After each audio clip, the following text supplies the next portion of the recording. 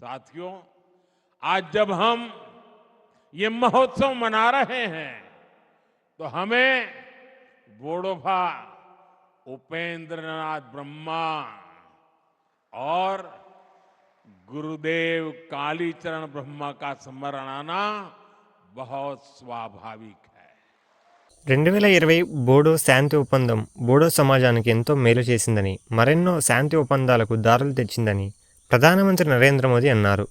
నిన్న సాయంత్రం కొత్త ఢిల్లీలో జరిగిన తొలి బోడోల్యాండ్ మహోత్సవ్లో నరేంద్ర మోదీ ప్రసంగిస్తూ, శాంతి ఒప్పందాల కారణంగా ఒక్క అస్సాంలోనే 10,000 మందికి పైగా యువకులు ఆయుధాలు, హింసను విడిచిపెట్టి ప్రధాన స్రవంతిలోకి వచ్చారని అన్నారు.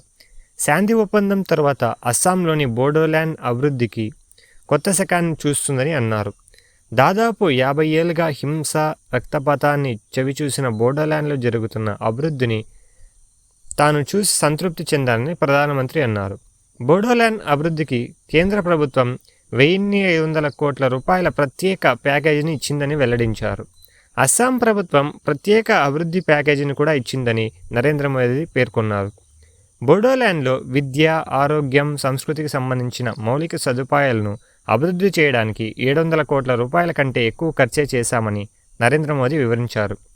నక్సలిజం బాటలో పయనిస్తున్న ప్రజలు బోడోలను చూసి కొంత నేర్చుకోవాలని ప్రధానమంత్రి కోరారు. ఈ కార్యక్రమంలో Assam governor Lakshman Prasad Acharya, Bodoland territorial region అధిపతి Pramod Boro, all Bodo student union president Dipen Bodo తదితరులు పాల్గొన్నారు.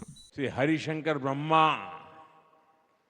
मेघालय के राज्यपाल रहे रंजीत शेखर मुशाहरी जैसे कई हस्तियों ने बोडो समुदाय का मान बढ़ाया है. मुझे खुशी है कि बोडोलैंड के युवा अच्छा करियर बनाने के सपने देख रहे हैं और इन सब में हमारी सरकार, चाहे वो केंद्र में हो या राज्य में, हर बोडो परिवार की साथी बनकर उनके साथ खड़ी है.